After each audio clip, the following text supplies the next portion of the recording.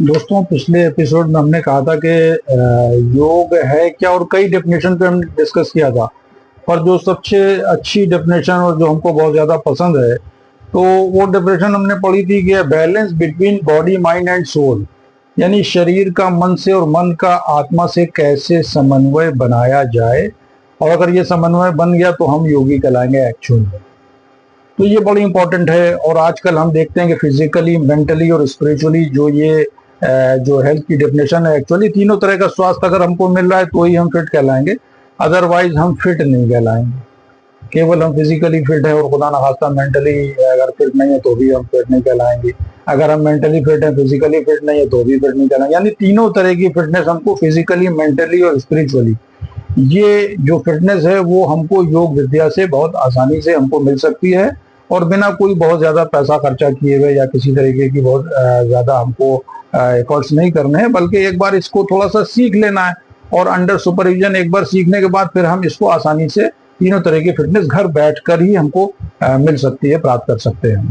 थोड़ा सा गुजारिश ये है कि अपने को 24 घंटे में 15 मिनट, 20 मिनट या आधा घंटा जरूर अपने को समय दें, अपनी खुद की सेवा करें, और फिर आप देखें कि आप में कितना चेंज आता है।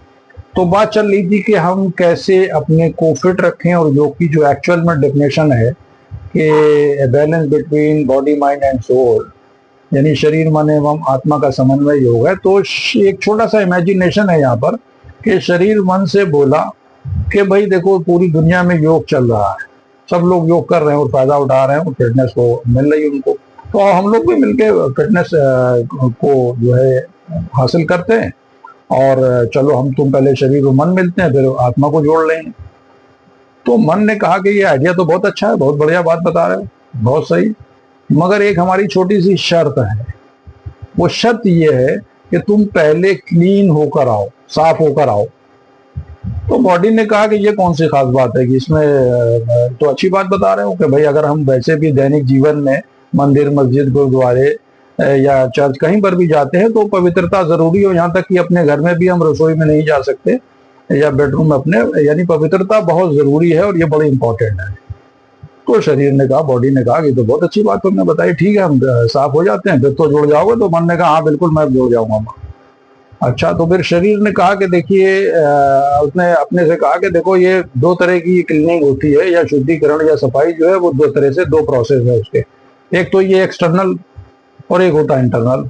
तो एक्सटर्नल यानी आधी सफाई, हम नहाने गए और जाकर नहा लिए, डेली हम नहाते हैं ये, तो वो तो आधी सफाई तो मैं कर ही रहा हूं। अब बची आधी सफाई, जो इंटरनल सफाई है, इंटरनल क्लीनिंग है, वो बड़ी इंपॉर्टेंट है। कहा गया नेचुरोपैथी या योग में कहा गया कि अगर आप अपने शरीर को इंटरनली और एक्सटर्नली आप साफ रखते हैं तो आपको कोई बीमारी नहीं होगी। जो शरीर में गंदगी रुकती है वही बीमारी का कारण बनती है। तो हम शरीर को, गंदगी को अपने शरीर में रोकने ना दें तो बीमारी नहीं होगी। ऐसा ही हमारा प्रिंसिपल बोलता है, हमारा सिद्धांत बोलता है नेचुरोपैथी का। तो यहाँ पर शरीर ने कहा कि आधी सफाई तो हम कर लेते हैं, ठीक है, यानी एक्सटर्नल हमारी क्लीनिंग हो गई। इंटरनल सफाई ये बड़ी इंपॉर्टेंट है, इसको सीखने की कोशिश कीजिएगा।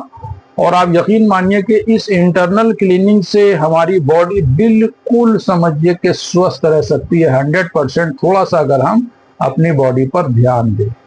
अब इंटरनल क्लीनिंग के यहाँ पर 6 प्रोसेस बताए गए। संस्कृत का वर्ड है, कहा गया षट कर्म। षट कर्म मतलब 6 प्रोसेस है जिनसे हम बॉडी की इंटरनल क्लीनिंग कर सकते हैं। कैसे कर सकते हैं वो नेक्स्ट एपिसोड में अभी हम लोग डिस्कस करेंगे कि कैसे हम इंटरनल क्लीनिंग करें, यानी दोनों तरह की क्लीनिंग जब हमारी हो जाएगी तो हमको कोई डिजीज नहीं होगी। ये नेचुरोपैथी बोल रही है। आइए इसको मिलकर सीखते हैं, नेक्स्ट एपिसोड में हम अभी डिस्कस करते हैं।